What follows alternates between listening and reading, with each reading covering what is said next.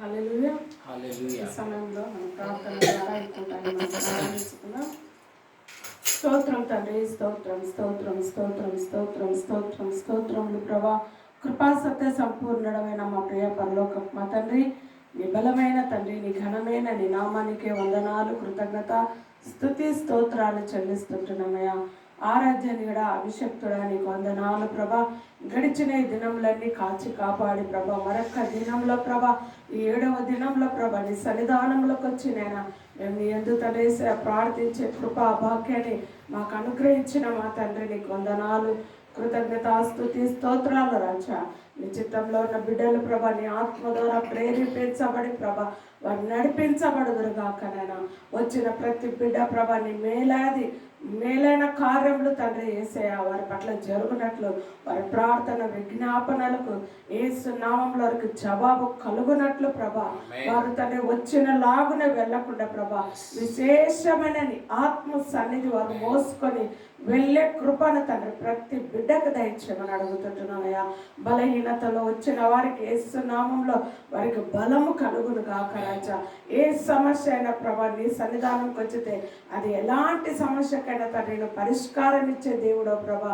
అందుకనే ప్రభా ఈ 40 దినాలు ప్రభా నీతో గడిపే ఈ కృపను ఈ సన్నిధానమును మాకు అనుగ్రహించినందుకే నీకు వందనాలు, కృతజ్ఞత, స్తుతి స్తోత్రాలు రాజా. మా ఆరాధన తండ్రి నీ నామానికి మహిమకరంగా ఉండును గాక. మేము చేస్తున్న వాక్య ధ్యానము ప్రభా నిన్ను ఘనపరిచేదుండును గాక రాజా. మేము చేయి ప్రతి ప్రార్థన ప్రభా, విజ్ఞాపనలు ప్రభా ఉచ్చరింప శక్యని కానీ మూలుగులతో మేము మూలుగుతున్నప్పుడు ప్రభా మా పక్షంలో విజ్ఞాపన చేసే విజ్ఞాపన ఆత్మడ మీరుండి కార్యం చేయమని అడుగుతుంటున్నామయ్యా. నీకు అసాధ్యమైనది ఏది లేదు రాజా. నా నామంలో ఏమడిగినా ఇస్తానన్నారు ప్రభా.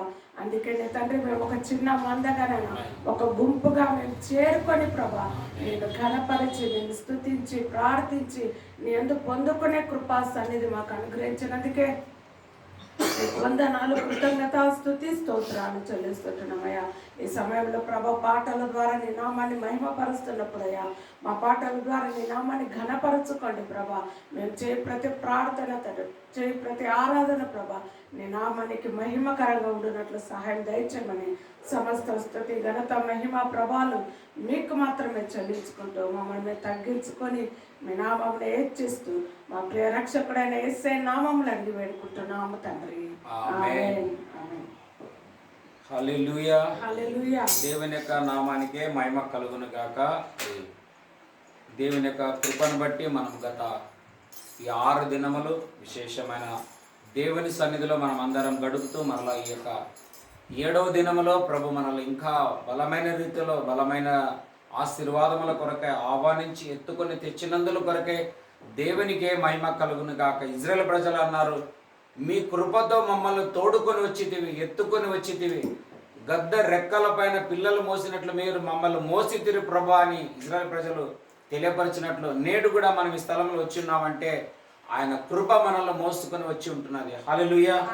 అందుని బట్టి ఈ సమయంలో ఎన్ని తలచినా ఏది అడిగినా జరిగేది నీ చిత్తమే ప్రభా అని పాట పాడుతూ ప్రభుని మనం అందరం కలిసి స్తుతిద్దాం, ఘనపరుద్దాం, మహిమపరుద్దాం, ఆరాధిద్దాం. సమస్త ఘనత మహిమ ప్రభావములు ఆయనకు మాత్రమే చెల్లును గాక. హల్లెలూయా.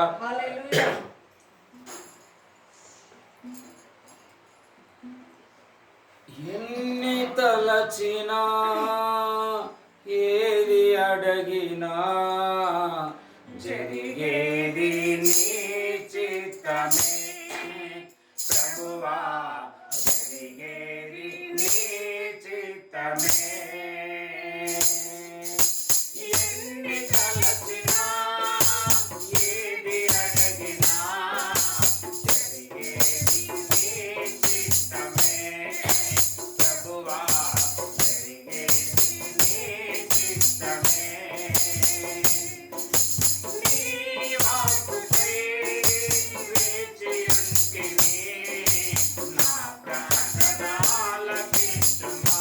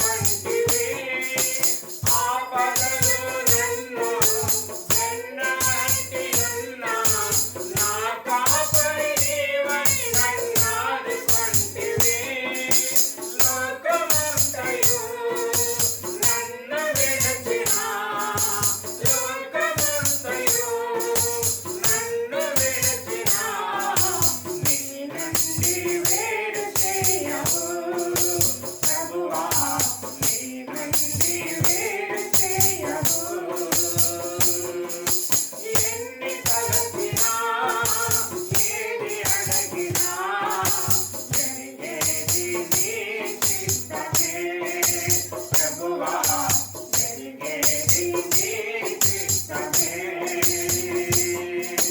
నీ వాక్కుకై వేచి ఉంటిని, నా ప్రార్థన ఆలకించుమా ప్రభువా, నా ప్రార్థన ఆలకించుమా. హల్లెలూయా. హల్లెలూయా. దేవుని యొక్క నామానికే మహిమ కలుగునుగాక. ప్రభు మనకు తోడుగా ఉంటూ మరి ఆయన ప్రేమ, ఆయన తోడు నీడు కావాలి. హల్లెలూయా. హల్లెలూయా. ఆయన సన్నిధి లేనిదే, ఆయన తోడు లేని బైబిల్లో అనేకుల గురించి దేవుని తోడు వారికి ఉండడం వల్ల వాళ్ళు దినదినము పెరిగినారు, దినదినము గొప్పవారైనారని మనం అనేకం చూస్తుంటున్నాం. కాబట్టి అందుకే అన్నిటికంటే ప్రాముఖ్యంగా దేవుని యొక్క సన్నిధి మనకు కావాలా. హల్లెలూయా. ఎందుకంటే ఏలియా ప్రవక్త అయినటువంటి అంత గొప్ప దైవజనుడు కూడా ఒక మాట అంటాడు, ఎవని సన్నిధిలో నేను నిలవబడి ఉంటున్నాను. సన్నిధి అంటే ఆయన తోడు అనమాట, ఆయన ప్రసన్నత అనమాట. ఆ విధంగా ఈ ప్రయాణం అంతట్లో, ఈ దినాలంతట్లో, ఈ యాత్ర అంతట్లో ఎవరు తోడున్నా లేకున్నా హల్లెలూయా మనమందరం ఒక నిర్ధారణ చేయాలా, దేవుని తోడు నాకు కావాలి. ఇప్పుడు పాడిన పాటలో ఏమందంటే, నీ తోడు లేక, నీ ప్రేమ లేక ఇళ్లలోన ఏ ప్రాణి నిలవలేదు. కానీ ప్రాణం లేని పువ్వులు నిలబడ్డాయంట, అవి పొందుకున్నాయంట దేవుని ప్రేమని. కానీ ప్రాణులు కానీ, ప్రాణులు అంటే మనసులు, ఈ లోక మానవాళి ఆయన ప్రేమను, ఆయన తోడును పొందుకోలేకపోయినాయంట. కానీ పువ్వులు పొందుకున్నాయని మనం పాడిన పాటలో చూస్తున్నప్పుడు, విన్నప్పుడు నిజంగా అది దేవునికి ఎంత బాధాకరంగా, ఎంత దుఃఖకరంగా ఉంటుందో. అలా కాకోకుండా ప్రభా, నీవు నాకు పువ్వులకు కాదు, నాకు తోడుగా ఉండి నీ ప్రేమ నాతో పంచుకొని నాకు ఆ మహిమను దయచేదేవా అని మనము దేవుని సన్నిధిలో అడగనే ఉంటున్నాం. హల్లెలూయా.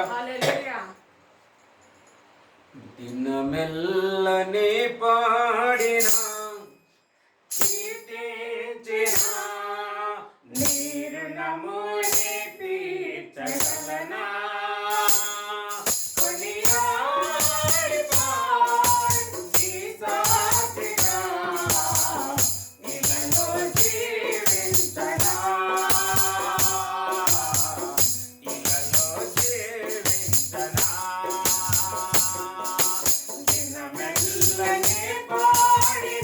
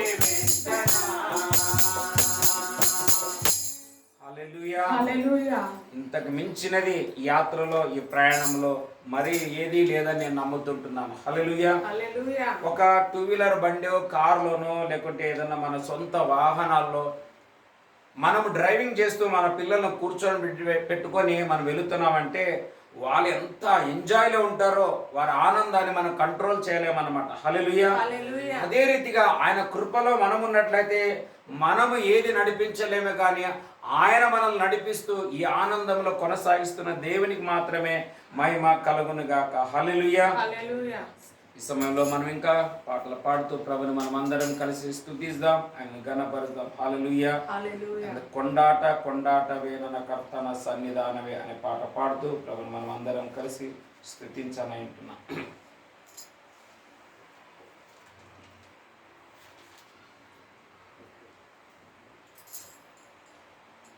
కొండాట కొండాటవే ನನ್ನ ಕರ್ತನ ಸನ್ನಿಧಾನದಿ ಕೊಂಡಾಟ ಕೊಂಡಾಟವೇ ನನ್ನ ಕರ್ತನ ಸನ್ನಿಧಾನದಿ ಆನಂದ ಆನಂದವೇ ನನ್ನ ಪ್ರಿಯನ ಪಾದದಲ್ಲಿ ಆನಂದ ಆನಂದವೇ ಪಾದದಲ್ಲಿ ಕೊಂಡಾಟ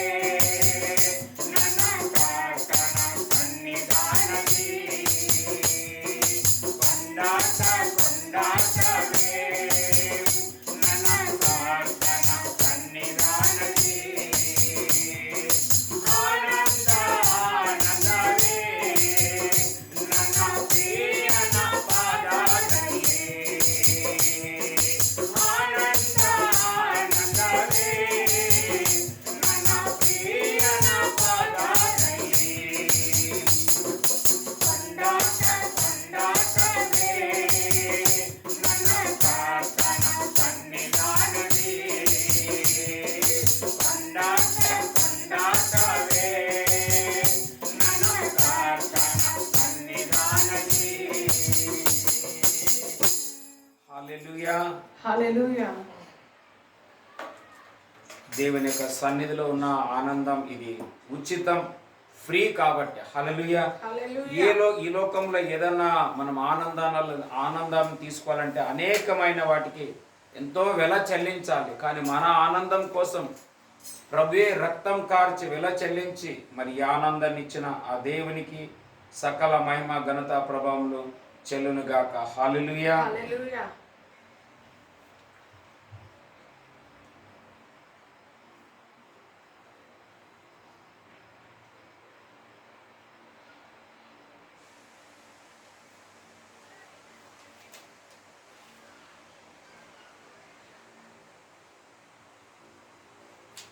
ఈ సమయంలో మనం ఇంకొక పాట పాడనంటున్నాం. నా గీతారాధనలో అనే పాట పాడుతూ ప్రభుని మనం అందరం కలిసి స్తుతిద్దాం, నేను ఘనపరచన వింటున్నాం.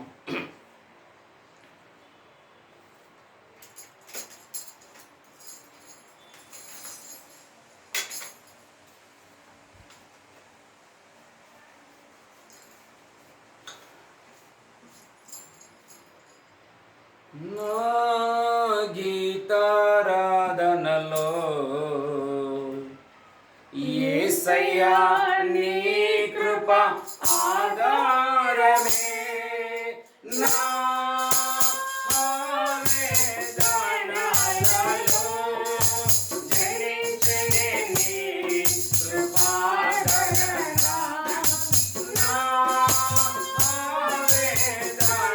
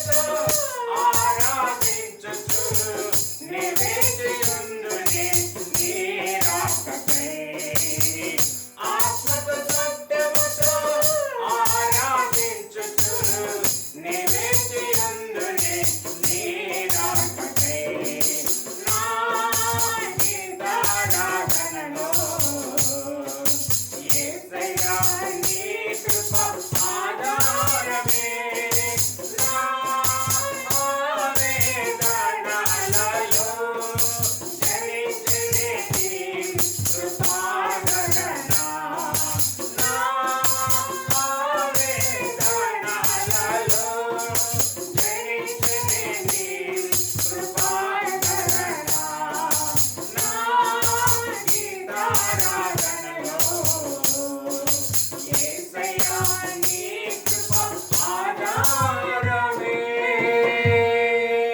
హల్లెలూయా. హల్లెలూయా. దేవునికి మహిమ కలుగును గాక. ఈ లోకంలో అన్నిటికంటే యేసుక్రీస్తు యొక్క కృప మనందరికి ఆధారం. హల్లెలూయా. ఆధారం అంటే అది మనకి సపోర్ట్ అన్నమాట. ఇప్పుడు అమెరికాలో ఉన్న వాళ్ళు, లాస్ ఏంజల్స్లో ఉంటున్న బిడ్డలు అందరూ సమస్తము నశించిపోయింటున్నది, ఏది వాళ్ళ దగ్గర మిగలదు, కేవలం ప్రాణం తప్ప. అందుకే బైబిల్లో ఒక మాట ఉంటుంది, ఆయన రాకడ సమయంలో మరణించాలన్నా మరణం దొరకదంట. ఆ రోగము, ఆరోగ్యం నుండి అనారోగ్యం నుండి రోగం సంపాదించుకున్న డాక్టర్ దగ్గరికి వెళ్ళిన డాక్టర్లు కూడా ఉండారంట. ఎందుకంటే ఒకడు ఎత్తబడతాడు, ఒకడు విడువబడతాడంట. అలాంటి పరిస్థితుల్లో ఈరోజు కూడా అక్కడ మనం చూస్తూ ఉంటున్నాం. కానీ మనము యేసుక్రీస్తు కృప మనలో ఉన్నట్లయితే ఆయన మనకు ఆధారమై ఉంటుంది. కృప దేనినైనా సృష్టించగలిగిన శక్తి అందులో ఉన్నదన్నమాట. హల్లెలూయా. కృప అంటే వాక్యం, వాక్యం అంటే యేసుక్రీస్తే. అందుకే ఆయన తండ్రి కుమారుని ద్వారా, తండ్రి యేసు ద్వారా ప్రపంచములను నిర్మించననే రాయబడ్డది. హల్లెలూయా.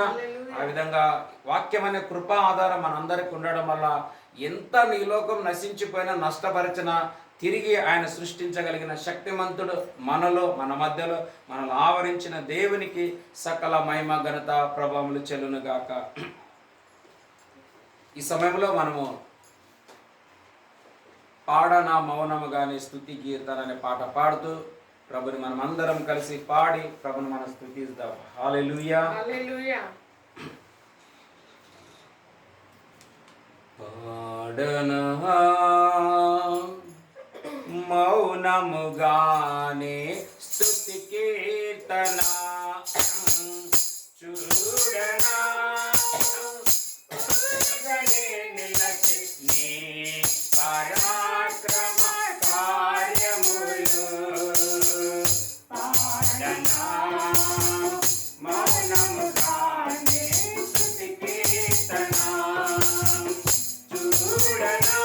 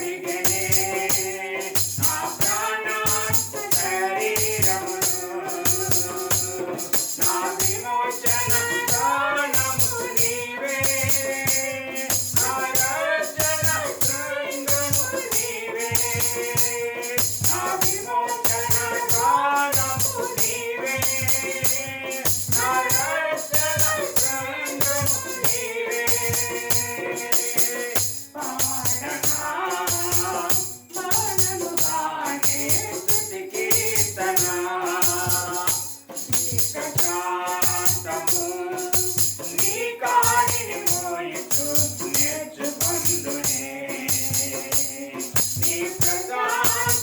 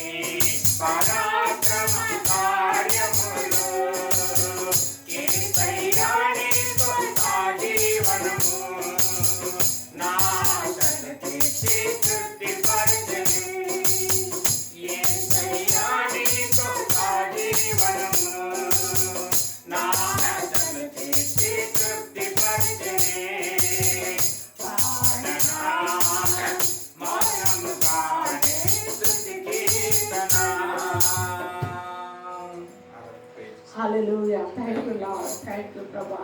మా మానస వీణవు నీవే ప్రభా, మా ఆరాధన పల్లకి నీవే రాజా. నేను ఆరాధించేటప్పుడు నేను అవును ప్రభా, రాజు మహారాజుల పల్లకిలో ఏ విధంగా తండ్రి మోసుకొని వెళుతుంటున్నారో ఆ విధంగా ప్రభా నీవు నైనా తండ్రి నీ ఆత్మని పల్లకిలో మమ్మల్ని మోస్తూ నడిపిస్తున్న దేవానికి స్తోత్రాలు. నేను ఆరాధించటంలో రాజా ఎలాంటి ఆనందం ఉంటున్నదంటే రాజా దాన్ని అనుభవించిన వాళ్ళకే తెలుస్తుంది రాజా.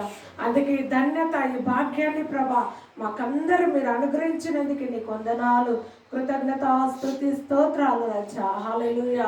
నీ రక్షణ ఆనందాన్ని బట్టి రాజా నీకు వందనాలు, కృతజ్ఞత, స్తుతి, స్తోత్రమయ్యా. నీ రక్షణను బట్టి నీకు స్తోత్రమయ్యా.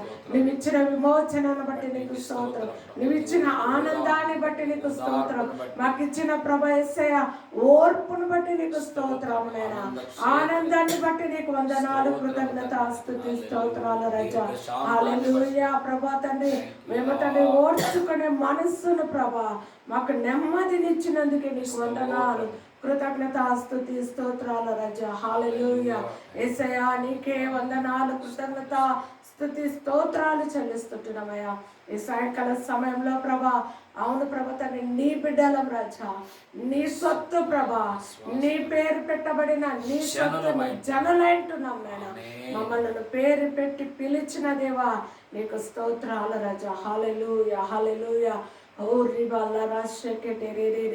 హల్లెలూయా. స్తోత్రం నైనా, నీ సన్నిధానముకే వందనాలయ. నువ్వు ఇచ్చిన కృపకే నీకు స్తోత్రాలు నైనా, నువ్వు ఇచ్చిన బలమునకే స్తోత్రాలు రాజా. ఈ యొక్క తండ్రి 40 దినాల ఉపవాస ప్రార్థనల ప్రభా 7వ రోజుకి రాజా మమ్మల్ని నడిపించినందుకు నీకు వందనాలు, కృతజ్ఞత, స్తుతి, స్తోత్రాలు చెల్లిస్తుంటున్నామయ్యా. ఈ సమయంలో నీ వాక్యాన్ని ధ్యానిస్తుంటున్నప్పుడు పరిశుద్ధాత్మ తండ్రి నీ దాసుల్లో మీరు ఉండండి ప్రభా. ఆ బిడ్డ నోట నుంచి వచ్చే ప్రతి మాటనైనా అది నీ మాటే ఉండును గాక, నీ రేమ వాక్యే ఉండును గాక రాజా. ఇప్పుడేనైనా తండ్రి యేసయ్య అది పరలోకం నుంచి దిగి వచ్చిన మన్నలా ఉండును రాజా. ఓ రబా షేకే రేబా లరబా సహాయం దయచేయండి. పరిశుద్ధాత్మ తండ్రి నీ ఆత్మ సహాయం మాకు అనుగ్రహించండి. విత్తబడుతున్న వాక్యం నైనా యేసయ్య మేము దాన్ని మంచిగా స్వీకరించుకొని ప్రభా మంచిగా మేము ఫలించి బిడ్డలుగా ఉండనట్లు ప్రభా నీ ఆత్మకార్యములు మా మధ్యలో జరిగించి మీ నామాన్ని మీరు మహిమ తెచ్చుకోండి ప్రభా. వచ్చిన ప్రతి బిడ్డను బట్టి నీకు స్తోత్రం, రానున్న ప్రతి బిడ్డ కోసం నీకు స్తోత్రాలు రాజా. అవును ప్రభా ప్రతి ఒక్కరూ నేను దీన్ని వీక్షిస్తున్న ప్రతి బిడ్డ కోసం మేము ప్రార్థిస్తుంటున్నాం నాయన. ఎవరినైనా తండ్రి ఒట్టి చేతులతో వెళ్ళకూడదు యేసు నామములో ప్రభా. నేను బలమైన మెండైన దీవెనలు పొందుకొని వెళ్ళినట్లు నీ ఆత్మ తండ్రి మా మధ్యలో కార్యం జరిగించను కాకని మా మధ్యలో నీ ఆత్మ సంచాలన చేసి నీ ఆత్మ మమ్మల్ని ఉజ్జీవింపజేసి నీ నామంలో మమ్మల్ని ఘనపరచునట్లు ప్రభా, నీ నామాన్ని మేము ఘనపరచునట్లు ప్రభా, నేను హెచ్చించినట్లు ప్రభా, నీ ఘనమైన నీ గొప్ప కార్యములు మా మధ్యలో జరిగించి నీ నామాన్ని మీరు మహిమ తెచ్చుకోమని యేసు నామంలో అడిగి వేడుకుంటున్నాము తండ్రి. ఆమేన్. ఆమేన్.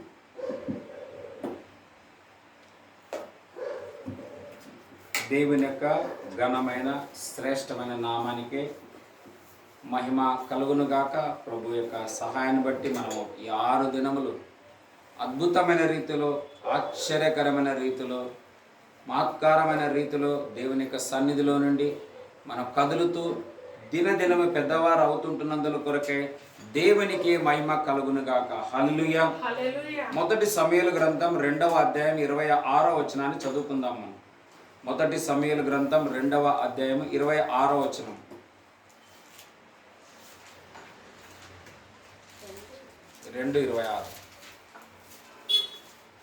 బాలుడగు సమూయేలు ఇంకా ఎదుగుచు యెహోవా యందును మనుషుల దయయందును వర్ధిల్లుచుండెను. హల్లెలూయా. ఎక్కడ వర్ధిల్లుచున్నాడో తెలుసా ఆయన? ఇంకొక మాట కీర్తనలో ఉంటది, వారు దేవుని మందిరములో నాటబడిన వారై వారు మొవ్వు వేదురు అన్నట్లు. ఈ బాలుడు అంటేమి దేవుని ఆలయంలో ప్రవక్త అయిన ఏలీ సముఖం ఎదుట పరిచారం చేస్తూ ఉంటున్నటువంటి ఈ సమూయేలు బాలుడు అంటే చాలా చిన్న పిల్లవాడు, కానీ ఇంకా ఎదుగుచు అని రాయబడ్డది. హల్లెలూయా. ఇంగ్లీష్లో చదువుదామా దాన్ని? ఇంగ్లీష్లో చదువునా 2:26 1 Samuel 2:26. And the child Samuel grew in stature and in favor both with the Lord and man. Grieve అంటే అర్థం ఏమిటంటే ఇంక్రీజ్ అవుతున్నాడు అనమాట. గ్రో అంటే పెరుగుతూ ఉన్నాడు. మనము దేవుని సన్నిధికి వచ్చినప్పుడల్లా నిశ్చయంగా పెరుగుతామని చెప్పడంలో సందేహం లేదనమాట. హల్లెలూయా. ఎందుకంటే నేను కూడా ఇప్పుడు అనేక మార్లు మనం ఈ విధంగా ప్రార్థనలకి మనము ఏర్పాటు చేసినప్పుడల్లా అది 7 రోజులు కావచ్చు, అది 14 రోజులు కావచ్చు, అది 21 రోజు కావచ్చు, లేదా ఈ 40 రోజులు కావచ్చు. ఎప్పుడల్లా ఇలా ఉంటున్నదో ఎంతో నాలో మార్పు వస్తుంది. నేను ఎంతో నేర్చుకుంటున్నాను, ఎంతో నేను ఇంక్రీజ్ అవుతుంటున్నాను. హల్లెలూయా. అలాగనే ప్రభు కూడా ఆయన సన్నిధికి వచ్చిన బిడ్డలమైన మనల్ని కూడా ఈ రాత్రి తన వాక్యం ద్వారాగా దేవుడు మనందరితో మాట్లాడి మనల్ని కూడా ఈ దినం ఇంకా విశేషమైన రీతిలో ఆయన మనల్ని ఇంక్రీజ్ చేయను గాకని మనము దేవుని యొక్క మాటలు విని మరి యథావిధిగా అనేకులు ఈ చివరి దినాలలో రక్షించబడాలని, వారు మారు మనసు పొందాలని, దేవుని యందు విశ్వసించాలని, నీనివే పట్టణస్థులు అందరూ దేవుని యందు విశ్వాసం ఉంచి ఉపవాసం ఉండి విజ్ఞాపన చేసినప్పుడు దేవుడు వారి మొరలను ఆలకరించి తాను చేయవలసినటువంటి తీర్పు నుండి ఆయన చేంజ్ చేసుకొని వాళ్ళకు మేలు చేశాడు అన్నట్లుగా మనం కూడా ఈ రాత్రి కాలంలో దేవుడు మనకే కాదు, మనం ఎవరెవరి కోసం ప్రార్థన చేస్తున్నామో ఇలాంటి విపత్తులు, ఇలాంటి దుర్గతిలు వస్తున్నట్లయితే దేవుడు వాటి అన్నిటి నుండి తప్పించినట్లుగా వారితో పాటు మనల్ని కూడా తప్పించునుగాక. హల్లెలూయా. ఆ విధంగా దేవుని యొక్క విషయంలో దేవుని దగ్గర అనేకుల గురించి మనం చివరిగా వాక్యం తర్వాత అందరి నిమిత్తం అన్ని విషయాలు, మన ప్రేయర్ రిక్వెస్ట్లు, ప్రేయర్ పాయింట్లు, మరి మన ఫ్రెండ్స్లు, మన స్నేహితులు, మన బంధువులు, మన మిత్రులు, మన రక్త సంబంధికులు అందరి నిమిత్తం మనం యథావిధిగా మనస్ఫూర్తిగా మంచి మనసుతో దేవుని దగ్గర మనం ప్రార్థన చేయని అంటున్నాం. ఎందుకంటే నిన్న కూడా ఒక వాక్యం చదివాము, అలా మేలు నెరిగి చేయకపోతే అది పాపము అన్నట్లుగా మనం కూడా మేలు అనేది ఏమిటంటే దేవునికి మనం ప్రార్థన చేయబోతున్నాం. మనకి అందరికీ ఇవ్వడానికి మన దగ్గర ఏం లేకపోయి ఉండొచ్చు, కానీ ప్రార్థన సమస్త మానవాళికి ఇస్తుందని నిశ్చయంగా మనము నమ్మి ఉంటున్నాం. ఈ సమయంలో ఒక వాక్యం చదువుకుందాం. నెహెమ్యా గ్రంథంలో 13వ అధ్యాయము 16వ వచనాన్ని చదువుకుందాం. Book of Nehemiah chapter 13 verse 16. Nehemiah గ్రంథంలో 13వ అధ్యాయము 16వ వచనాన్ని మనం చదువుకుందాం. తూరు దేశస్థులను కాపురముండి యెరూషలేములోను విశ్రాంతి దినములో యూదులకును చేపలు మొదలైన నానా విధ వస్తువులను తెచ్చి అమ్ముచుండేది. అంతటా యూదుల ప్రధానులను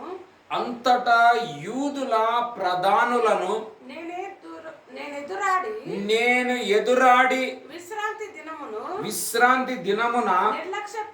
విశ్రాంతి దినమును మీరు నిర్లక్ష్య పెట్టి మీరెందుకు ఈ దుష్కార్యం చేయుదురు? మీ పితరులను ఇట్లు చేసి దేవుని యొద్ద నుండి మన మీదికిని ఈ పట్టణము మీదికిని అయితే మీరు విశ్రాంతి దినమును నిర్లక్ష్య పెట్టి ఇశ్రాయేలు మీదికి కోపము మరి అధికముగా రప్పించుచున్నారని చెప్పి తిని. హల్లెలూయా. చూసినారా, ఇక్కడ నేమే కొన్నిసార్లు ఇక్కడ ఒక పాయింట్ ఉంది, ఇక్కడ ఒక మాట చెప్పడానికి నేను కూడా ఇష్టపడుతున్నా. హల్లెలూయా. కొన్నిసార్లు నేను నాకంటే పెద్దవాళ్ళు అయినప్పటికీ కూడా ఇది తప్పన్న కాడ వాళ్ళకి నేను రిపీట్ చెప్తున్నాను. అంటే మీరు ఇట్లా చేయకూడదు, ఇది మంచిదిగా నా పైన అధికారం చేయడానికి ప్రయత్నించినప్పుడు వాళ్ళపైన నేను కోపపడతాను. వాళ్ళకి నేను ఎదురంటేమే ఆజ్ఞ అతిక్రమమే పాపం అన్నమాట. హల్లెలూయా. ఇక్కడ నేమే ఏమంటున్నాడు, మీరెందుకు విశ్రాంతి దినాన్ని మీరి అతిక్రమించి ఈ విశ్రాంతి దినంలో చేయకూడని కార్యాలు మీరు చేస్తూ మన మీదికే కాదు, ఈ పట్టణం అంతటికి, ఈ దేశం అంతటి కూడా మీరు దేవుని దగ్గర నుండి ఏం తెప్పిస్తున్నారంట? కోపం తెప్పిస్తున్నారు, నాశనం తెప్పిస్తున్నారు. మీరే కాదు, మన వెనకలో ఉన్న మన పితరులు కూడా ఇలాగ చేసి ఎంత నష్టం తెప్పించారో మీకు తెలియదా అని వారిని నేను గద్దించి తిని అంటాడు ఆయన. హల్లెలూయా. మనము అప్పుడప్పుడు కొంతమంది ఏమంటారు, అన్నా వాళ్ళది వాళ్ళకు ఉంటుంది, మనది మనకు ఉంటుంది, వాళ్ళతో ఎందుకు అంటారు. మనం అట్లా అనుకున్నట్లయితే ఇక్కడ ఏమని ఉంది చదువు ఆ మాట చూడండి ఎంత బాగుంది. 16, 17, 16. తూరు దేశస్థులను కాపురం ఉండి యెరూషలేములోను విశ్రాంతి దినములో యూదులకును చేపలు మొదలైన నానావిధ వస్తువులను తెచ్చి అమ్ముచుండే. చూసినారా, ఇజ్రాయెల్ ప్రజల మధ్యలో అన్యులు వచ్చి బిజినెస్ చేస్తున్నారు, వ్యాపారం చేస్తున్నారు. దీనికి అనుమతి ఎవరు ఇచ్చినారంటే దేవుని ప్రజలు ఇచ్చినారు. ఒక వ్యక్తి దీన్ని గద్ది ఇది కాదు, ఇది జరగదంటే జరగదు, అది నష్టమే కానీ లాభమే కానీ ఇది కాదు అంటే కాదు. ఆజ్ఞలు మీరినట్లయితే ఎంత కోపం వస్తుందంటే దేవునికి, దాన్ని ఎవరు మనం భరించలేమన్నమాట. అలా చేసినప్పుడు ఆయన ఏం చేసి మీరు నిర్లక్ష్యం చేస్తున్నారు దీన్ని, అంటే మీరు దీన్ని మీరుతున్నారు కాబట్టి ఇది మంచిది కాదని నేను ఎదురాడి అని వ్రాయబడింది అక్కడ. చదువు మాట. చేపలు అమ్మి అంతటా యూదులు నానావిధ వస్తువులను తెచ్చి అమ్ముచుండేది. అంతటా యూదుల ప్రధానులను చూసినారు, అంతటా యూదుల ప్రధానులను ఎవరంట వీళ్ళు, ఇదే వచ్చింది సమస్య. నేను సంఘ పెద్దని, నేను చర్చ్ పెద్దని, నేను క్రిస్టియన్కి పెద్దని, నేను ఇక్కడ పెద్దని, అక్కడ పెద్దని, నాకు నచ్చినట్లు నేను చేస్తాను అనుకుంటే దేవుని కోపం వస్తుందంట అక్కడ. హల్లెలూయా. అందుకే వాక్యానికి వ్యతిరేకమైనది అది పెద్దవాళ్ళే కావచ్చు, చిన్న. ఇప్పుడు ఆయన ఏమంటాడు, యూదుల ప్రధానులను, అంటే ఈయన ప్రధాన స్థానంలో లేడు, కానీ ఈయన ఎవరంటే ఒక ఆత్మల భారం కలిగి తనకి తెలిసింది. ఆయన ఏమంటున్నాడు, ఇజ్రాయెల్ ప్రజల మందిరం అంతా పడిపోయింది, మనం ఉపవాసం ఉండి కన్నీరు. ఆయన ఏమంటాడు, చాలా డల్ అయిపోయి ఉంటే రాజు అడుగుతాడు, అయ్యా నేమే గారు మీ ముఖం ఎప్పుడు ఇట్లా చిన్నబోలేదే, ఈరోజు ఎందుకంటే నా జనులు, నా ప్రజలు, నా వారు ఇలాంటి దుర్గతి పరిస్థితికి వచ్చేసినారు.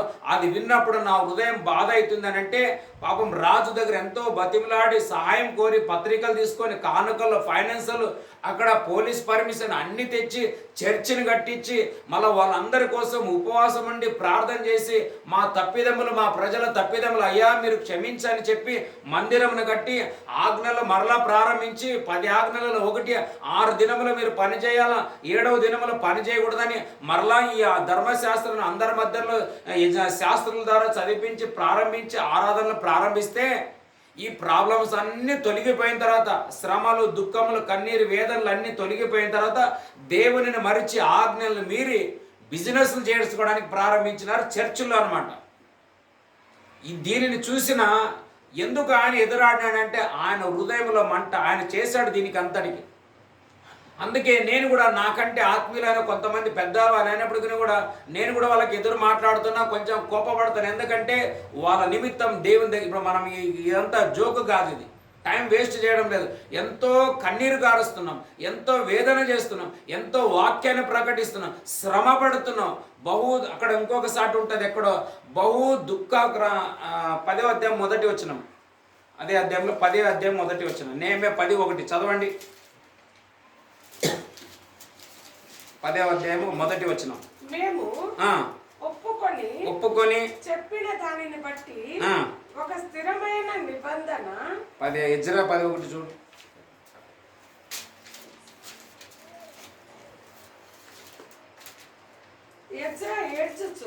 ఎజ్రా ఏడ్చుచు దేవుని మందిరము ఎదుట స్వాస్థంగా పడుచు పాపములు ఒప్పుకొని ప్రార్థన చేశాను. అది అన్నమాట. నిజమైన దేవుని యొక్క బిడ్డకి ఏముంటదంటే ఏడ్చంటే హృదయాన్ని చించుకొని, ఆకలి దప్పులను చంపుకొని, ఆహారాన్ని, ఆశలు, ఆకాంక్షలు అన్నిటినీ, కోరికలు అన్నిటినీ చంపుకొంటిని అంటాడు అపోస్తులైన పౌలు. నేను ఊకేనే మీ నిమిత్తం ఇంత నేను కష్టపడితేనా. ఇక్కడ ఉంటారు రోమా 9:1 చదువుకుందాం. రోమిలకు రాసిన పత్రిక 9వ అధ్యాయం లేదా 10వ అధ్యాయంలో మొదటి వచనంలో ఒక మాట ఉంటుంది. రోమిలకు రాసిన పత్రిక 9వ అధ్యాయం మొదటి వచనం. నాకు బహు దుఃఖమును నా హృదయములో మానని వేదనయు కలవు.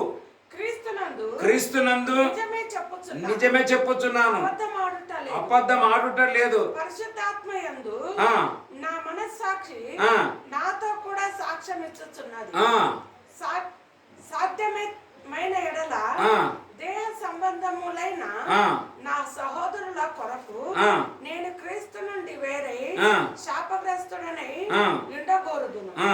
వీరు వీరు ఇశ్రాయేలు దత్తపుత్రాత్మను దత్తపుత్రాత్మను మహిమయు నిబంధనలను ధర్మశాస్త్ర ప్రధానులను అర్చనచారదులను వాగ్దానములను వీరివి. చూసినారా, ఇవన్నీ మనవే బ్లెస్సింగ్స్ నుండి మనము దేవునికి విరుద్ధమైన చేస్తున్నప్పుడు చూసినప్పుడు ఆయన ఏమంటున్నాడు, నాకు బహు దుఃఖమును నా హృదయంలో ఏం కలదంట, మాన నివేదన. ఎవరికైతే నిజంగా దేవుని పట్ల ప్రేమ, ఆప్యాయత, ఆకాంక్ష వాళ్ళకు ఉంటుందో వానికి ఈ బాధ ఉంటుంది, ఈ దుఃఖం ఉంటుంది, ఈ వేదన ఉంటుంది, ఈ రోదన ఉంటుంది, ఈ కన్నీరు ఉంటుంది. అయ్యో నా జనులు, నిన్న కూడా ఒక వాక్యం చదివినాము, ఎస్తేరు రాణి ఏమన్నది, నేను నశించినా నశించేదను కానీ నా జనుల కోసం నేను ఏం చేస్తానంట, ఉపవాసం అండి, నేను ప్రార్థన. నిజమైన వానికి ఇప్పుడు మన పిల్లలు ఉంటున్నారు, వీళ్ళు అనారోగ్యానికి గురై చావు బ్రతుకులో ఉంటే తల్లిదండ్రులు చూసి మౌనంగా ఉంటారా? కన్న తల్లిదండ్రులకు ఆ భారం ఉంటుంది, కానీ అందరికి ఉండలేదన్నమాట.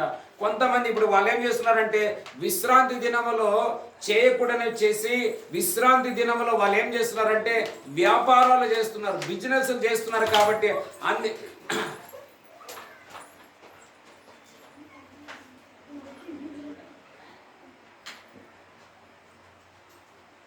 నెహెమ్యా గ్రంథం 13వ అధ్యాయం 16వ వచనం చదువుకుందాం. నెహెమ్యా 13, 16, 16, 17, 18 చదువుకుందామా. 17 చదువు. 17. అంతటా యూదుల ప్రధానులను నేను ఎదురాడి విశ్రాంతి దినమును నిర్లక్ష్య పెట్టి మీరెందుకు చూసినారా? దేవుడు ఇంత మనకు మేలు చేసి, ఇంత కాపుదలనిచ్చి, ఇంత భద్రతనిచ్చి, ఇంత రక్షణని అనుగ్రహించి, ఇంతల్లా మనం అందరినీ కాచి కాపాడితే మనం ఆదివారం ఎందుకు మర్చిపోతున్నాం? రక్షణను మనం ఎందుకు మర్చిపోతున్నాం? దేవుని ఆలయంకి వెళ్ళేది మనం ఎందుకు మర్చిపోతున్నాం? మీరు దేవుని ఆలయానికి వెళ్ళేది విడిచిపెట్టి చేపలు అమ్ముతున్నారు, అది చేస్తున్నారు, ఇది. అందుకే యేసు ప్రభు కూడా నా తండ్రి యొక్క మందిరమును వ్యాపార మందిరముగా మీరు చేయుదురని ఆయన కోపపడి వారి బల్లలన్నిటిని ఏం చేసినాడంట, పడవేసినాడు అని రాయబడ్డది. హల్లెలూయా. ఎవరికైతే నిజంగా ఆ దేవుని పట్ల, ఈ ప్రజల పట్ల ప్రేమ ఉంటుందో వాళ్ళలో కోపం కూడా ఉంటుందని నేను చెప్తాను. బైబిల్ ఏమంటుంది, కోపపడుడు కానీ మీరు ఏం చేయకూడదంట, పాపమే. ఎందుకులే వీళ్ళకి, ఎందుకు మనం అట్లా అనాలా, పోతే పని వాళ్ళతో కలిసి మనం కూడా ఒక 2 చేపలు అమ్ముకుందామంటే వాళ్ళ పాపంలో పడతారు, వాళ్ళతో పాటు మనం కూడా ఏమైపోతామంటే పాపంలో పడిపోతాం. ఈరోజు మన అంశం ఏమిటంటే, విశ్రాంతి దినములను మనము నిర్లక్ష్యపరచవచ్చా? నిర్లక్ష్యపరిస్తే ఏమవుతుంది, లేదా దానిని మనం పాటిస్తే మనకి ఏం కలుగుతుందని కొన్ని విషయాలు తెలుసుకొని, ఎందుకంటే చాలామంది చర్చిలకి ఏ ఉద్దేశంతో వెళుతున్నారో తెలియని ఒక స్థితిలో నేడు అంతా కనబడిపోతుంది. చూడండి, ఎక్కడ చూసినా ఈరోజు మా చర్చిలో ఇన్ని వేల మంది వచ్చినారు, ఇన్ని వేల మంది, ఇంత కాంగ్రిగేషన్, అట్లా ఫోటోలు పెట్టినాను, ఇట్లా ఫోటోలు పెట్టి, అక్కడ నుండి ఒక డయాగ్రామ్ కొడతాడు, ఇక్కడ నుండి ఒక డయాగ్రామ్ కొడతాడు. యేసు ప్రభు ఏ ఫోటోలు అట్లా పెట్టలేదు. అంత ప్యాటర్న్ మారిపోతుంది. కానీ అలా కాకుండా వీటన్నిటిని మనం మార్చుకుందాం. చదువుకుందాము. మొదటిగా కీర్తనలు 84వ అధ్యాయం 2వ వచనం చదువుకుందాం. కీర్తనల గ్రంథం 84వ అధ్యాయం 2వ వచనం. Book of Psalms chapter 84 verse 2. Book of Psalms chapter 84 verse 2 అన్నమాట. 84:2. యెహోవా మందిర ఆవరణములను చూడవలనని నా ప్రాణము ఎంతో ఆశపడుచున్నది. అది సొమ్మసిల్లుచున్నది. జీవము గల దేవుని దర్శించుటకు నా హృదయమును నా శరీరమును ఆనందముతో కేకలు వేయుచున్నవి. హల్లెలూయా. హల్లెలూయా. ఈ ప్యాటర్న్ ఎక్కడ కనబడుతుంది నాకు చెప్పండి. ఈరోజు ఎంతమందిలో ఈరోజు నేను చర్చికి త్వరగా వెళ్ళాలా, దేవుని సన్నిధిని చూడాలా, ఆయన ప్రసన్నతను చూడాలా, నా తండ్రి అక్కడ నాకు మీట్ అవుతాడు, నా తండ్రి అక్కడ నాకు కలుసుకుంటాడు, నా తండ్రి అక్కడ నన్ను దర్శిస్తాడు, నా తండ్రి అక్కడ నాకు ఒక ప్రవచనం, ఒక ప్రత్యక్షత, ఒక రెవల్యూషన్, ఒక జరగబోతున్నది అనే ఆశ కలిగి దావీదు లాంటి వాళ్ళు, ఆ మనసు కలిగిన వాళ్ళు ఎక్కడ వెతుకుతారు? మీరు ఎత్తికి మనం చెప్పండి ఈరోజు. అదే చాలా, అందుకే ఆదివారం నేను టైం అంటే టైం, ఎవరు వస్తారు. అందుకే ఇక్కడ హబక్కుకు రాసిన పత్రికలో హబక్కు 3:17 అనుకుంటా, చదువుకుందాం చూడండి. హబక్కుకు రాసిన పత్రిక బుక్ ఆఫ్ హబక్కుకు 3వ అధ్యాయం చివరి వచనంలో ఉంటుంది అనుకుంటా. హబక్కుకు రాసిన పత్రిక 3వ అధ్యాయం 17వ వచనం, 3:17 బుక్ ఆఫ్ హబక్కుకు. అంజూరపు చెట్లు పూయకుండినను, ద్రాక్ష చెట్లు ఫలింపకపోయినను, ఒలివ చెట్లు కాపు లేక యుండినను, చేనిలోని పైరు పంట రాకపోయినను, పోయినను, పోయినను, నేను యెహోవా యందు ఆనందించెదను, నా రక్షణకర్త అయిన నా దేవుని యందు హల్లెలూయా. అది మనసులో వస్తే సంతోషం, రాకపోతే దుఃఖపడేది. కానుకలు వస్తే సంతోషం, కానుకలు రాకపోతే దుఃఖపడేది. ఇది మనకు ఉండకూడదు, ఇది మన ప్యాటర్న్ అయి ఉండకూడదు. హల్లెలూయా. బ్రతుకుట క్రీస్తు, చావైతే లాభము అనే ఒక స్టాంపు మనందరిలో పడిపోవాలి. హల్లెలూయా. నేను దేవుని ఆలయంకి వెళుతున్నానంటే మా పాస్టర్ గురించి మాట్లాడడానికి, మా చర్చ్ పేరు గురించి మాట్లాడడానికి, మా చర్చిలో ఇంతమంది వస్తారు, మా చర్చిలో ఇన్ని కానుకలు వస్తాయి, మా చర్చిలో ఇంత కుటుంబాలు ఉంటాయి, మేమంతా సండే అవుతుందలే, బ్రెడ్ బేకింగ్ అవుతుందలే, మేమందరం తెల్ల చర్రలు కట్టుకుంటాం, తెల్ల ప్యాంట్లు వేసుకుంటాం. ఇది కాదు మన ప్యాటర్న్. హల్లెలూయా. దావీదు ఏమంటున్నాడు? నా దేవుని మందిరంకు నేను ఎప్పుడు వెళ్ళేదా అని రాత్రంతా నా ప్రాణం ఏం చేస్తుందంట? ఆశపడుతున్నా. చదువు ఆ మాట కీర్తనలు. దేవుని ఆలయం ఆవరణములను చూడవలెనని నా ప్రాణము హల్లెలూయా. చూసినారు, ఎంతో ఆశపడుచున్నది, అది సొమ్మసిల్లుచున్నది.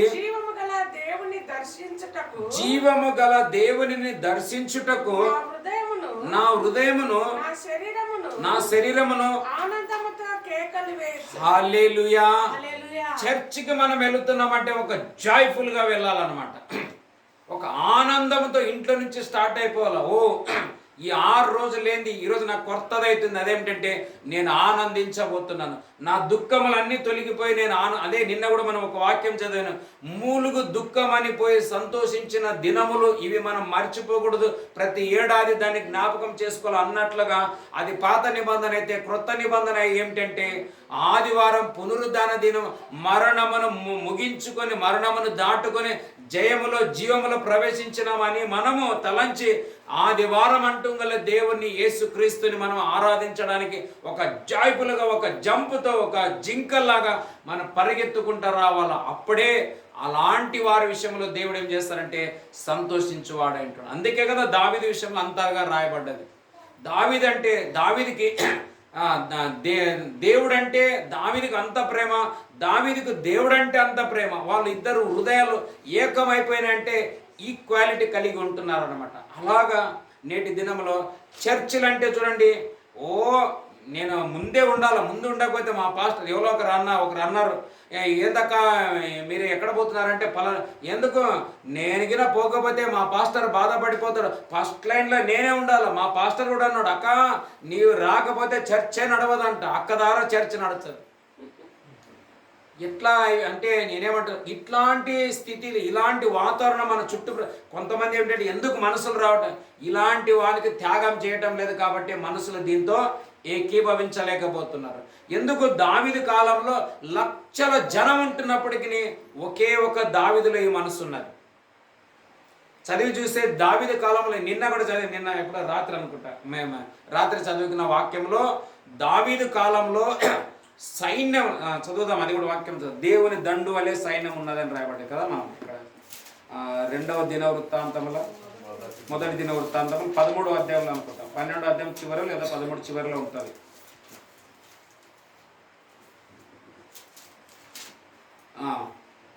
మొదటి దినవృత్తాంతం 12వ అధ్యాయము 22వ వచనం, 21, 22 చదువుదాం. 21, 22. వారందరూ పరాక్రమశాలులను సైన్యాధిపతులనై ఉండిరి. ఆ దండును హతము చేయుటకు వారు దావీదునకు సహాయం చేశారు. చూసినారా, దావీదుకి ఇంత గొప్ప సైన్యం సహాయం చేసింది. దావీదు దండు దేవుని సైన్యము వలె మహా సైన్యమగునట్లు ప్రతి దినమున అతనికి సహాయం చేయవారు అతని యుద్ధకు వచ్చి. చూసినారా, వీళ్ళందరూ కేవలం ఆయనకి సపోర్ట్ చేయడానికే వచ్చినారు కానీ, అయ్యా నీవు ఆలయంకి ఇంత జాయ్ఫుల్ గా వెళుతున్నావు దావీదు అయ్య గారు, రాజు గారు, మేము కూడా నీతో కలిసి ఎందుకు మేము చర్చికి రాకూడదు, మేమెందుకు ఆరాధనకు రాకూడదు, మేమెందుకు నీలాగా తపన కలిగి ఉండకూడదు అని వీళ్ళు ఏమని అడిగినారా?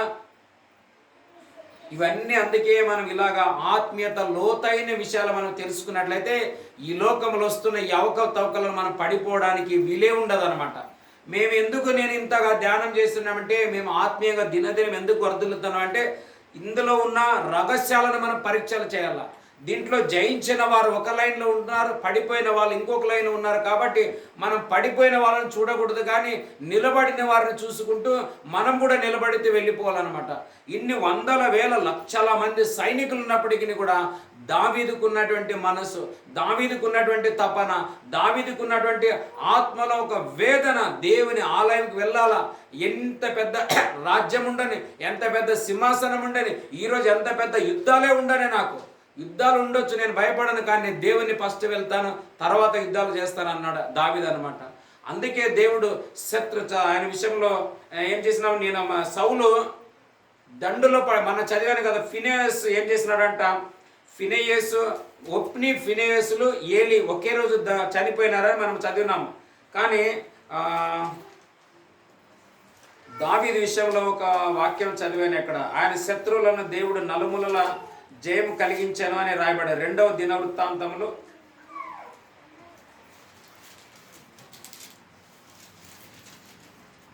4వ అధ్యాయంలో ఆయన దేవుడు అతని శత్రువులను నలుమూలల విజయం కలిగించాను అని రాయబడింది.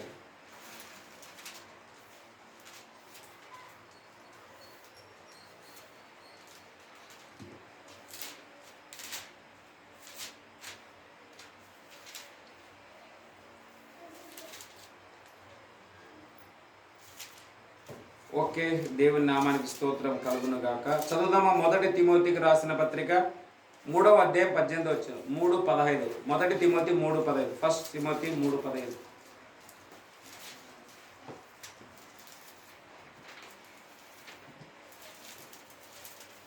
ఆయనను నేను ఆలస్యం చేసిన దేవుని మందిరములో అనగా జీవము గల దేవుని సంఘములో, చూడండి, జీవము గల దేవుని సంఘములో జనులు ఎలాగో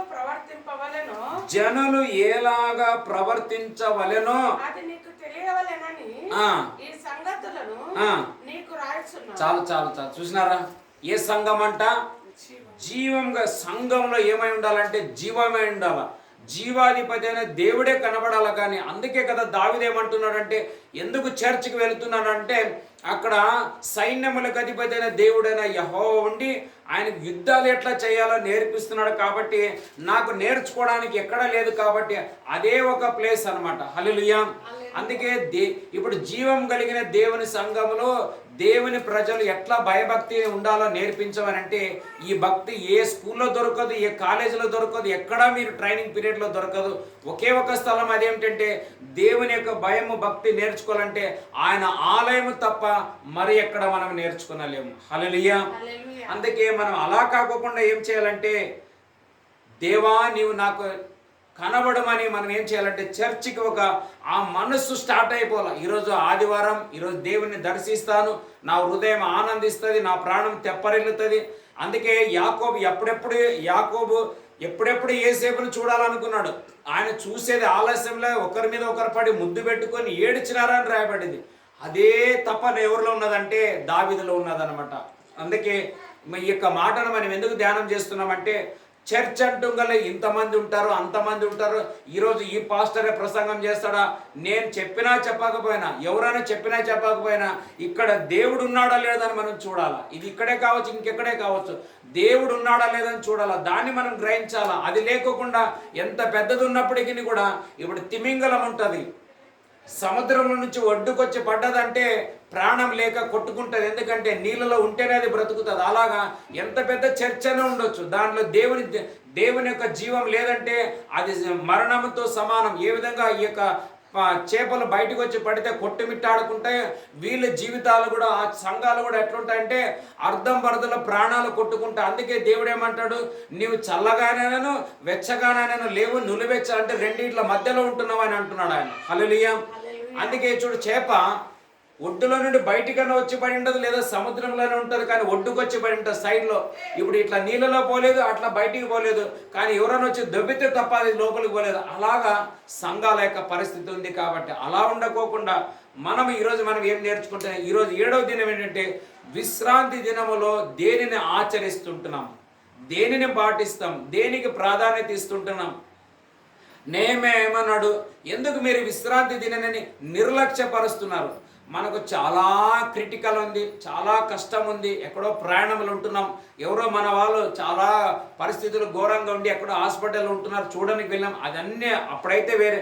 కానీ సమయం ఉండి దేవుని ఆలయానికి మనం వెళ్ళలేదంటే ఎంతో నష్టాన్ని పోగొట్టుకుంటాం. మనం దేవుని సన్నిధిలో ఒక దినము గడపట 1000 సంవత్సరముల కంటే గొప్పదని పేతురు అన్నాడు. కాబట్టి మనం ఒక దినము దేవుని సన్నిధిలో అంత ఆనందం ఉంటుంది అనమాట.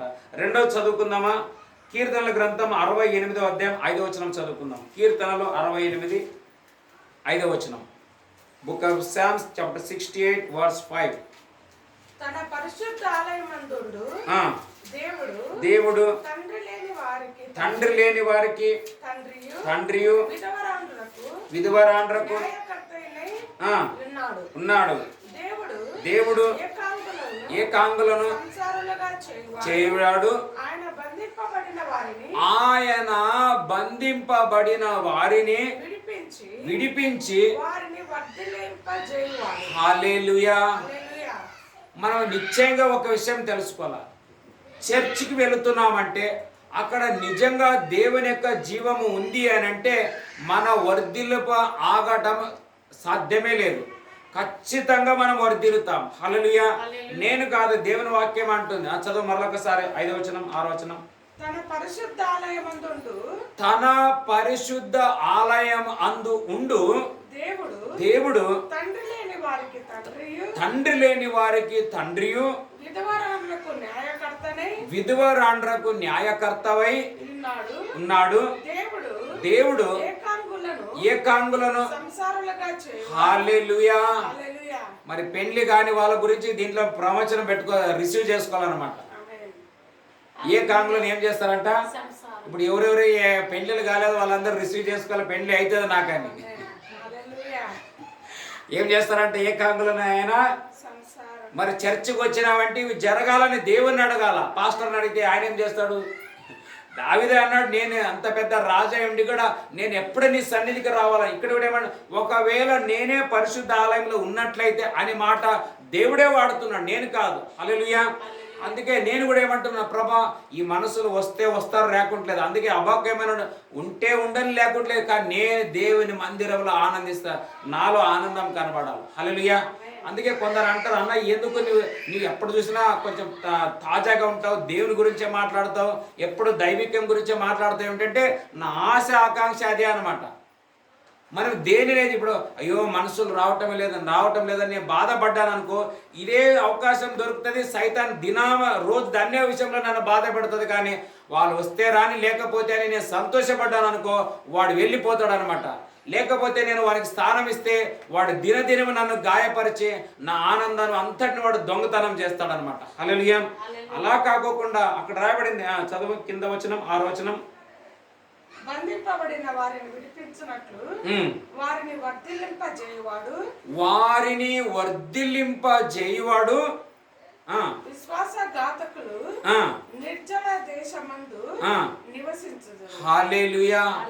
దేవుడు ఉండాడు అని తెలుసుకొని కూడా నేను విశ్వసించకపోతే నిర్జల ప్రదేశమందు వాళ్ళు వెళ్ళి పడిపోతారంట. అందుకే ప్రభు దుష్టాత్మలు గద్దించిన తర్వాత నీరు లేని స్థలమందు వెళ్ళి మీరు పడుదురుగాక అన్నాడు ఆయన. అందుకే దయ్యాలు కూడా తాను విడిచిపెట్టిన ఇంటిని మరలా వచ్చి వెతుకుతాయంట, ఇక్కడ నీళ్లు ఉందా లేదని. హల్లెలూయా. నీరు అంటే ఏమని త్రాగే నీళ్లు కానే కాదు, పరిశుద్ధాత్మని దేవుడు వీరిలో ఉన్నాడా లేకుంటే దేవుని విడిచిపెట్టి ఎక్కడంటే అక్కడ తిరుగుతున్నారా అని అదే ఎతుకులాడి మనలో దేవుని ఆత్మని లేకపోతే ఈ దురాత్మ అనేది వచ్చి మనలో ఎంటర్ అయితే మొదటి పరిస్థితి కంటే ఇప్పుడు పరిస్థితి 7 అంతలు ఘోరంగా మారి మనమంతా దరిద్రులుగా మారిపోతామని దేవుని వాక్యం. అందుకే విశ్వాసఘాతకులు అని రాయబడింది. అందుకే ఇబ్రీ 11:6 ఏముంది, దేవుని దగ్గరికి వచ్చేవారు దేవుడు ఉన్నాడని తన్ను అడుగు వారికి ఆయన ఫలము దయచేయవాడు అని మీరు విశ్వసించవలెను కదా అని రాయబడ్డది. హల్లెలూయా. చూడు చదువుదామా, 11:6 ఎబ్రీ 11:6 ఉంటది మాట. విశ్వాసము లేకుండా దేవునికి ఇష్టడై ఉండుట అసాధ్యము, దేవుని యొద్దకు వచ్చువాడు ఆయన ఉన్నాడు అనియు ఆయనను వెదికి వచ్చే వారికి ఫలము దయచేయువాడు అనియు నమ్మవలెను గదా. హల్లెలూయా. నీడ ఉన్నాడు కాబట్టి ఈ ప్రేయర్ రిక్వెస్ట్లకి మేము ప్రేయర్ చేస్తున్నాం, జవాబులు వచ్చి ఉన్నాయి. హల్లెలూయా. ఎన్నో ప్రేయర్ రిజల్ట్లు మేము చూసి ఉంటున్నాం.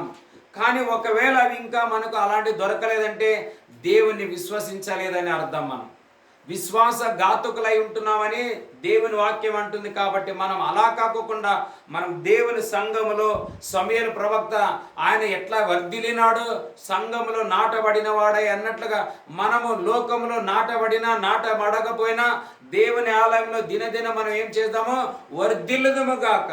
హల్లెలూయా. అందుకే మొదటిగా ఏమిటంటే దేవుని ఆలయంకి దాహముతో తృష్ణతో రావాలా. రెండవది ఏమిటంటే దేవుని ఆలయంకి వచ్చిన తర్వాత నిత్యంగా ఒంటరిగా కాక మనల్ని డబల్గా అంటే సంసారాల కంటే అనేకులుగా చేస్తాడని, వర్ధిల్లింపజేస్తాడని, ప్రతిఫలం ఇస్తాడని మనము నమ్మవలసిందని చూస్తుంటున్నాం. 2 3 చదువుకుందామా. కీర్తనలు 55:14 book of Psalms chapter 55 verse 14.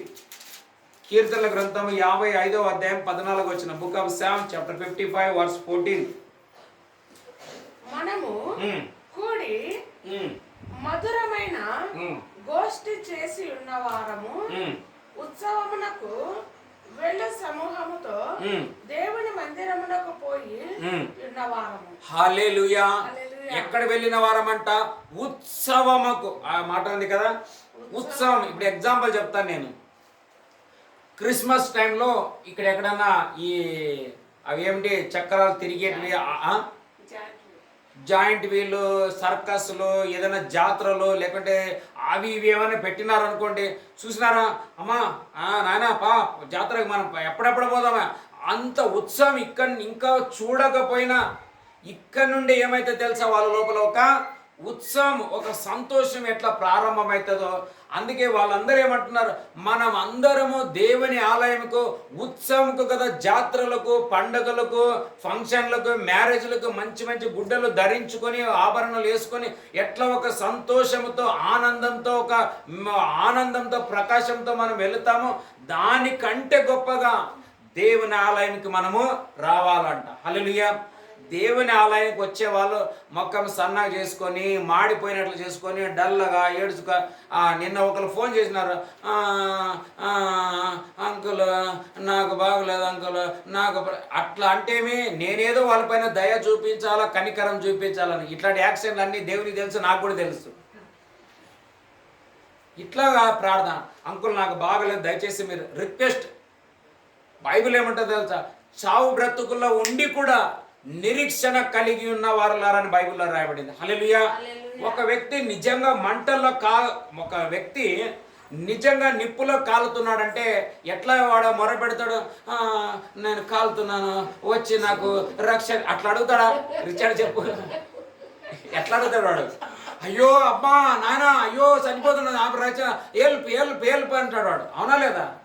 కానీ నేను కాలుతున్నాను వచ్చి నాకు కొంచెం లక్కీ పాస్టర్ కొంచెం ప్రార్థన చేయి కొంచెం అట్లా అంటాడా? మరి ఎందుకు ఈ యాక్షన్? ఒకళ్ళు ఈరోజు అట్లే వచ్చి అన్న అంటే ఏమో ఇవన్నీ యాక్షన్లు నాకు బాగా తెలిసిపోతాయి. ప్రతి యాక్షన్ని తెలుసుకుంటాను నేను. కంటికి కనబడే దేవుణ్ణే స్పర్శించి తెలుసుకుంటానంటే ఈ మనసులు తెలుసుకోవడం నాకు గొప్ప సంగతి ఏం కాదు. కానీ ఏంటంటే నేను నేరుగా మాట్లాడితే వాళ్ళు బాధపడతారా, నేను కొంచెం అని కొంచెం దుబ్బుకుంటే వెళ్ళిపోతాను అనమాట. హల్లెలూయా. ఒక వ్యక్తి నీళ్ళలో కొట్టుకోబోతున్నాడు, నదిలో సముద్రంలో వరదలో కొట్టుకోబడుతున్నాడంటే అయ్యో చచ్చిపోతాను అయ్యా కాపాడు కాపాడు ఎంత దూరం కేక వేస్తారంటే వాడు యాడో ఉన్నాడు వచ్చి రక్షించాలన్నట్లుగా కేక వేస్తాడు. అది నిజమైన తపన అన్నమాట. అలా కాకుండా అందుకే ఆ సంతో ఏమంటారు, ఉత్సవంకు ఒక జాతరకు వెళ్ళే వాళ్ళు ఎట్లా వెళుతారు చూడండి. ఇప్పుడు హాలిడేస్ వస్తే పిల్లలు మమ్మీ డాడీ వాళ్ళకి, మమ్మీ ఇప్పుడు హాలిడేస్ ఉండే మమ్మీ 10 days మనం జేజోలు ఊరికి పోదామా, అవ్వలు ఊరికి పోదామా, మామలు ఊరికి పోదామా, పిక్నిక్లు పోదామా, జాతరలకు పోదామా, లేకుంటే ఆ ఊరికి పోదామా, ఎట్లా ముందు నుంచే స్టార్ట్ అయిపోతుంది. ఒక ఆనందం వాళ్ళ ఎంజాయ్ స్టార్ట్ అయిపోతుంది. లేదంటే గోవాకు పోదామా, బీచ్కి పోదామా, అక్కడ తిరుగుదామా, లేకుంటే ఇక్కడ ఏదైనా సర్కస్లు ఉన్నాయి, లేకుంటే జిమ్ వేరే ఏమన్నా అక్కడిక్కడ ఏదేది వాటర్ వరల్డ్ అవి ఉన్నాయంటే ఎక్కడో మన హుబ్లీలోనో అక్కడికి పోదామా ఇక్కడికి పోదామా అని వాళ్ళ ఒక స్టార్టింగ్ అవుతుంది అనమాట. ఒక ఉత్సవం స్టార్ట్ అవుతుంది. అదే రీతిగా చర్చిలకు వెళ్ళాలనుకున్న వాళ్ళ దానికంటే మించి, అందుకే చూడండి నేను కూడా ఆరాధన అంటే రేపు సండే అంటే రాత్రి నుంచే నా మనసులో స్టార్ట్ అయి ఉంటుంది. పొద్దున్న ఏం ప్రార్థన చేయాలా, ఎట్లా వాక్యం చెప్పాలా. హల్లెలూయా. ఆరాధన. ఇప్పుడు ఒక వాక్యం చదువుకుందాం. లూకా సువార్త 13వ అధ్యాయం 10వ వచనం. లూకా సువార్త 13:10. లూకా సువార్త 13వ అధ్యాయం 10వ వచనం. విశ్రాంతి దినమున అంటే విశ్రాంతి ఆయన ఒక సమాజ మందిరములో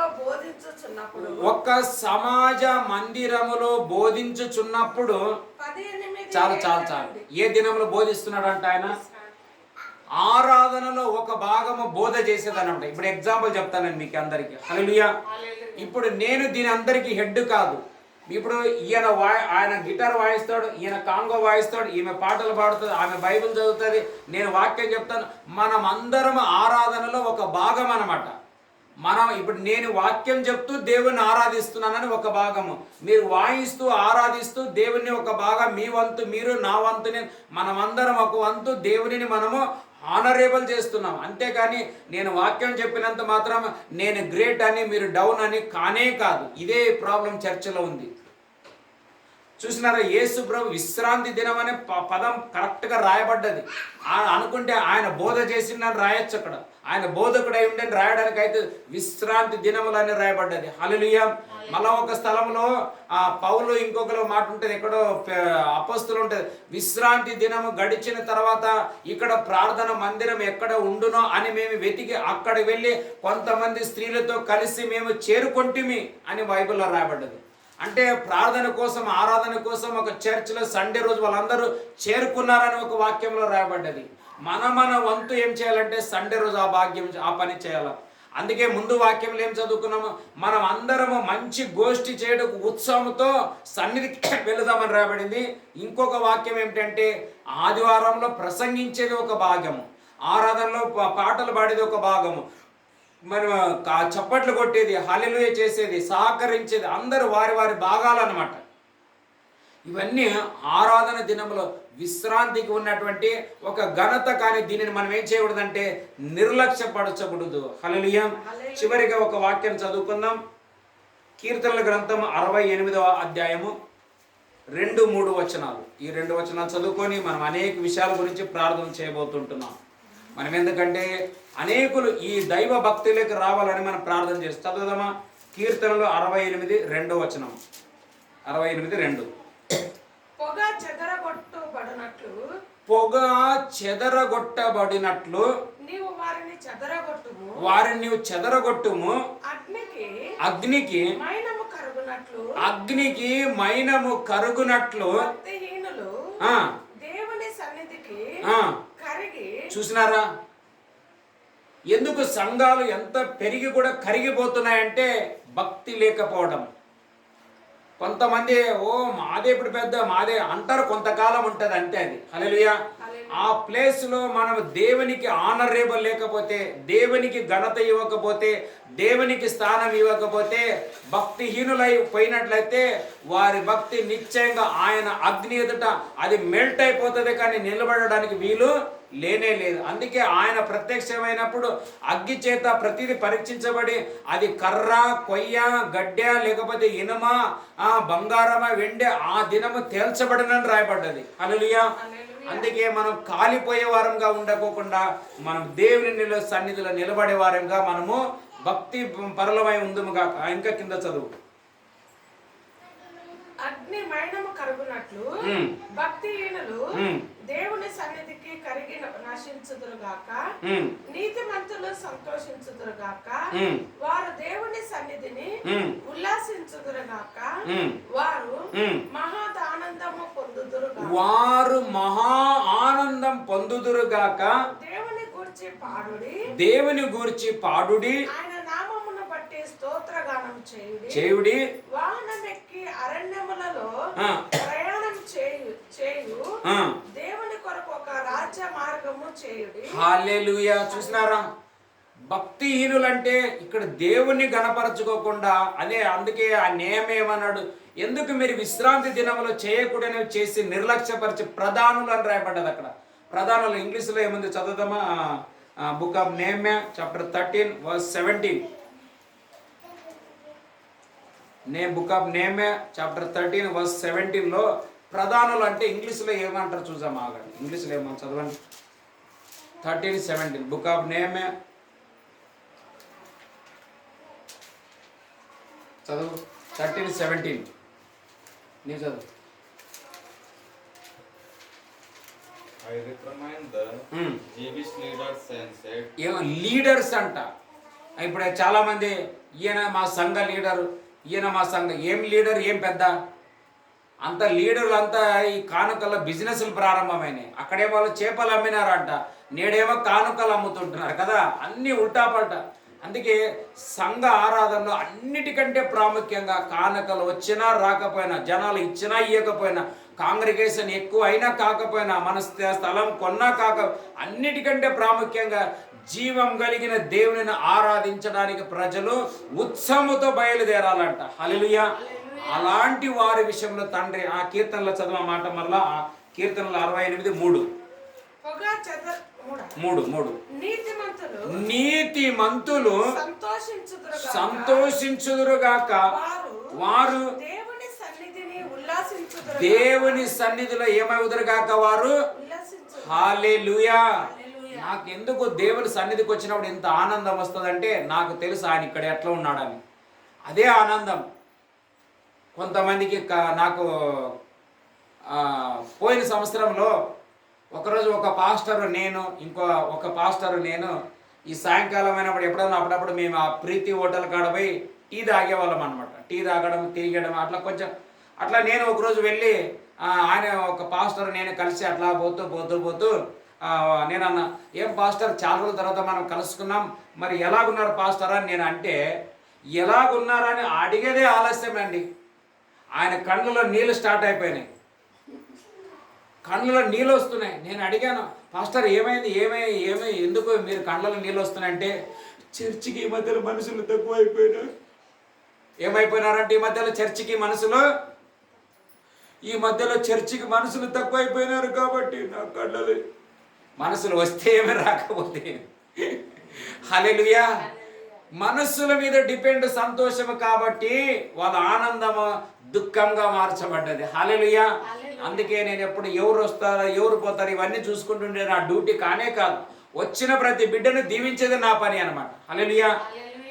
అబ్రాహాముకు దేవుడు ఏమన్నాడు, నీవు దీవించేవారిని నేను దీవిస్తాను, నీవు ఆశీర్వదించేవారిని నేను ఆశీర్వదిస్తాను. నా పని ఏమిటంటే, సంఘంలో వచ్చిన వాళ్ళు అందరూ ఆరాధన తర్వాత కాపరిగా బాధ్యతగా ఈ గొర్రెలను ఆశీర్వదించడమే నా పని. కానీ వాళ్ళు వస్తే నేను ఆశీర్వదిస్తాను, లేకపోతే లేదు. ఇప్పుడు కొంతమంది వస్తున్నారు, ఇప్పుడు రావటం లేదు, ఎక్కడో పోతున్నారు. సంతోషం. మీరు అక్కడెందుకు పోయినారు, అక్కడ పోకూడదు, అట్లా ఇవన్నీ మన పని కానే కాదు. హల్లెలూయా. ఈరోజు కూడా ఎప్పుడో మీకు ఒక మాట చెప్పాను నేను. తప్పిపోయిన కుమారుడు తండ్రి దగ్గర నుండి వెళ్ళిపోయి కొంతకాలం తర్వాత తిరిగి నేరుగా మరలా తండ్రి దగ్గరికి వచ్చాడు. ఆయన తిరిగి తండ్రి దగ్గరికి రావడానికి ప్రధానమైన కారణము ఏమిటి అంటే, హల్లెలూయా, తండ్రి కుమారుడు ఏమన్నాడు, నా వాట నాకు అంటే తీసుకొని వెళ్ళిపోయినాడు. వెళ్ళేటప్పుడు చూడు, నన్ను విడిచిపెట్టిపోతే నీకు శాపం వస్తుంది, నీకు దయ్యం పడుతుంది, నువ్వు నాశనం అయిపోతావు, నీవు బ్రతకలేవు, నీవు ఉండలేవు, నా దగ్గర ఉంటేనే అభివృద్ధి, నా దగ్గర ఉంటేనే మేలులు జరుగుతాయి, అట్లా ఇట్లా అని ఏమీ అనలేదు తండ్రి. చిన్న పిల్లవాడు కదా, అనుభవం లేదు, పోతే కొంచెం అనుభవం కానీ ఆయన తెలుసు కాబట్టి ఓకే వెళ్ళమన్నాడు ఆయన. ఇలా అన్ని చూడు, నా దగ్గర ఉంటే అన్నింటికి వాడు తిరిగి వచ్చిండేవాడు కాదు. మా నాయన, నేను ఇంట్లో నుంచి వెళ్ళేటప్పుడే మా నాయన అన్నాడు నాకు, నువ్వు నాశనం అయిపోతావు, నేను ఇచ్చేనే అట్లానే అన్నావని వాడి మనసులో అది పడింటికి తిరిగి వాపస్ వచ్చేవాడే కాదు తండ్రి దగ్గరికి. కానీ ఓకేనా, నీ వాటనా, ఓకే తీసుకో నాయన, నీ ఇష్టం, మరి నీకు ఎట్లా ఏది మేలో అది చేయని తండ్రి కుమారునికి ఇచ్చి పంపిస్తే ఆ మనసుని వాడు హృదయంలో పెట్టుకోవడం వల్ల అంత నష్టపోయినా, అరే నా తండ్రి మనసు మంచిది, ఆయన నాకు ఏ శాపం పాపం పెట్టబోలేదు, ఆయన తెలుసు కనీసం నాకు కుమారుని కాకపోయినా పనివానికన్నా ఆ పని ఇస్తాడని తెలుసు కాబట్టి అందుకే కుమారుడు అక్కడి నుండి అన్ని పోగొట్టుకున్న మరలా రిటర్న్ అంటున్నాడు. హల్లెలూయా. అలాగా మేము కూడా ఆరాధనకు వచ్చి మానుకున్న వాళ్ళని అక్కడెందుకు పోయినా ఇక్కడెందుకు పోయినా నీకు అట్లయితే ఇట్లయితే మేము ఏమన్నాం, ఎందుకంటే అలా అన్నట్లయితే మనం సేవకులము కానే కాదు. హల్లెలూయా. అబ్రాహాం కూడా లోతుతో అన్నాడు, నీవు ఇట్లా వెళితే నేను ఇట్లా వెళుతా, నీవు ఇట్లా వెళితే నేను ఇట్లా వెళుతా, నీకు ఎట్లా కావాలో అట్లా వెళ్ళాను, ఎందుకంటే నాకు తోడుగా దేవుడు ఉన్నాడని తెలుసు కాబట్టి. అందుకే అబ్రాహాం లాంటి మనస్సు కలిగి ఉండాలని దేవుడు కూడా మనతో ఎందుకు మాట్లాడినాడంటే ఆ మనస్సే మనం కలిగి ఉండాలి. ఆ తండ్రి ప్రేమకు సేవకుల్లో ఉండాలి, ఆ కాపరి ప్రేమ సేవకుల్లో ఉండాలి. అప్పుడే సంఘాలు దినదినము ఆత్మీయ ఉన్న నలుగురు మనం వర్ధిల్లినా చాలు, ఇతరులతో మనకు పని లేదు. మన పిల్లలు, మన కుటుంబం, మన సంఘం, మనకున్నవారు మనం వర్ధిల్లితే మన దేవునికి మహిమ, ఆయనకు సంతోషం, ఆయనతో పాటు మనము మన కుటుంబాలు మహా ఆనందంతో నిండుతుంటున్నాయని దేవుడు ఈ విషయాన్ని తెలియపరిచినందుకు కొరకే దేవునికి మహిమ కలుగును గాక. అందుకే మనము ఆదివారం అనబడుతున్న ఆరాధన దినాన్ని మనము నిర్లక్ష్యం చేయకూడదు. హల్లెలూయా. నిర్లక్ష్యం ఇంగ్లీష్లో ఏమంటారు?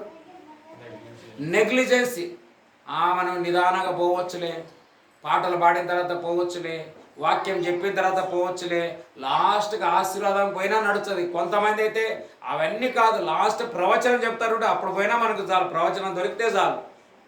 ఇలాంటి మనసు ఉంటే ఎక్కడి నుంచి అందుకే కొంతమంది ఎన్నో సంవత్సరాల నుండి ఈ పరిచర్యలో ఉంటూ సేవలో ఉంటూ దేవుని నమ్ముకొని కూడా ఎక్కడ వేసిన గొంగడి, ఎక్కడ కట్టబడిన పడవలు, నావలు ఎట్లా సముద్రాలలో చెట్లకు కట్టేసే పైపులు కట్టేసి ఎక్కడున్నా అట్లా ఉంటారు.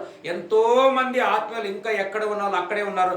వాక్య అవగాహన లేదు, ఆత్మీయ అవగాహన లేదు, దేవుని ప్రేమ తెలియదు, ఆయన రుచి తెలియదు, ఆయన పొడుగు తెలియదు, ఆయన లోతు తెలియదు, ఇలాగా వెళ్ళిపోతున్నారు. కానీ అలా కాకుండా మనం ఎట్లా నేమే ఒక్కడే దేవుని సంతోషపరిచినట్లు మన సంఘంలో మనం ఒక్కరున్నా చాలు, ఆ తండ్రి మనం ఆనందింప చేయాలా. హల్లెలూయా. అదే ఈ పరిచర్య యొక్క గురి ఏంటనే, దీనిపైన ఆ ప్రేమ ఆ దేవుడు కలిగి ఉన్నప్పుడు ఆయనను మనం దుఃఖపరచడానికి వీలు లేనేలేదు. కాబట్టి అందుకే మనం అందరం, ప్రభువా నేను ఆదివారాన్ని మర్చిపోను, నేను కూడా దావీదులో అందరం ప్రార్థన చేసుకుందాం. అలాగా అన్ని విషయాల గురించి మనం ప్రార్థన చేద్దాం. తర్వాత తండ్రి నీకు స్తోత్రం నాయన. అవును తండ్రి, ఆదివార దినాన్ని, ప్రభు దినాన్ని, విశ్రాంతి దినాన్ని, పునరుత్థాన దినాన్ని ఎట్లా ఆచరించాలో మీ వాక్యం ద్వారా మాతో తెలియపరిచినందుకు కొరకే మీకు వందనాలు నాయన.